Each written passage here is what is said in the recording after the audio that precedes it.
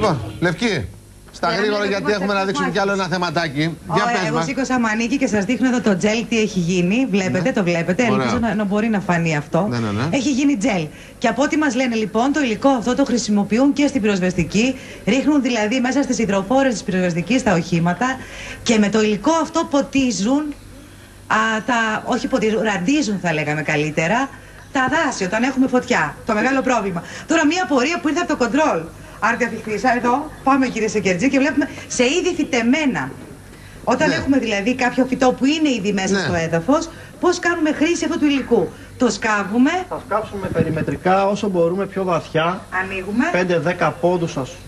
Τα βάλουμε αυτό και θα το σκεπάσουμε από πάνω, μάλιστα. Ρίχνουμε λίγο σκόνη, το σκεπάζουμε και αυτό σημαίνει ότι έχει εφαρμογή στα είδη φυτά που είναι μέσα στη γη, μέσα στις γλάστρες.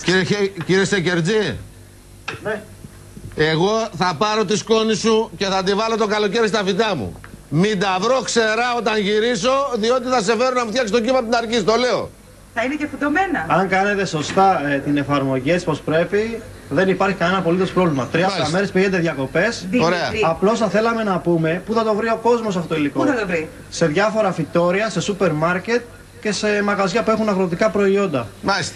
Εσύ θα το χρησιμοποιήσεις τα φυτά σου. Η μητέρα θα το χρησιμοποιήσει, γιατί το θέμα είναι οι παλιοί αγρότες έχουν εμπιστοσύνη σε αυτά τα προϊόντα. Γιατί μια χαρά είναι εκεί, μάλλον. Δεν έχει πρόβλημα. Μια χαρά. Άμα πιστεί, κοιτάνε, δοκιμάζουν. Να σου πω τώρα, πώς δεν καίγονται τα φυτά, για πες μας τώρα. Επίδειξη νούμερο 2. Κύριε Καπουλάκη, κάτι τελευταίο να πούμε σε αυτό το θέμα, ότι είναι το μόνο προϊόν που έχει έγκριση τύπου από το γερμανικό χημείο. Υπάρχουν προϊόντα που πουλάνε από την Κίνα τα οποία δεν έχουν έγκριση τύπου και τα βλέπει ο κόσμος από Αυτό η έγκριση τύπου που λέτε είναι κάπου πάνω στη συσκευασία, φαίνεται. Μπορεί να το ελέγξει ο κόσμος. Η έγκριση τύπου πιστοποιείται με χαρτιά. Με χαρτιά πάνω στη συσκευασία του προϊόντος υπάρχει, τι μπορεί να δει ο κόσμος. Αναγράφεται. Λοιπόν. Υπάρχει κάπου εδώ, ας πούμε, που φαίνεται. Έτσι γράφεται πάνω στο κουτί. Με γράφει εδώ. Λοιπόν. Ελεγμένο το κρατικό. Ελεγμένο είναι εντάξει. Σε περίπτωση που είναι χημικό ή οτιδήποτε άλλο. Έχουμε λοιπόν εδώ ένα κούτσουρο, ο κύριος Τσολακίδης, αντιπρόσωπος νούμερο 2. Έλα στα γρήγορα. Για ρίξε, τι είναι αυτό. Βλέπετε, αυτό είναι ενόπνευμα. Ναι. Σε ένα παλιό κούτσουρο. Σε ένα ξερό κούτσουρο. Από αυτά που χρησιμοποιούμε στα τζάκια μας. Ναι.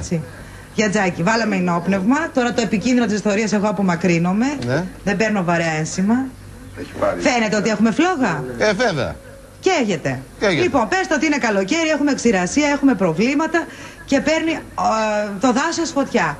Σε ξερά δέντρα, σε δέντρα που είναι σε κατάσταση που μπορούν να φουτώσουν. Μην ρίξουμε για γυαλινόπνευμα, το παρακάνουμε νομίζω. Ναι. Λοιπόν, έχουμε το τζέλ εδώ που σας έδειξα προηγουμένως με το χεράκι μου.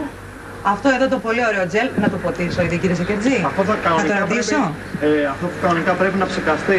Στη Γαλλία, οι πατηγιώτες πυροσβεστικοί στη Γαλλία ψεκάζουν τα δέντρα με άμυλο, τα οποία ο άμυλος δυσκολεύει πολύ να πάρει ένα δέντρο φωτιά.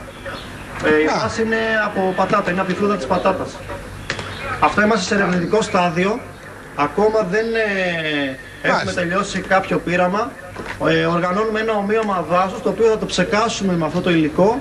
Θα βάλουμε φωτιά και σε ένα αντίστοιχο δεν θα ψεκάσουμε. Υπάρχει συνεργασία με καθηγητές από το Αριστοτέλειο. Σε 100 τετραγωνικά περίπου σε ένα ομοίωμα δάσους θα γίνει πείραμα σε λίγους μήνες και θα δουν τι αποτελεσματικότητα έχει. Όταν θα γίνει το πείραμα θα είμαστε εκεί. Καλημέρα, ευχαριστούμε πολύ.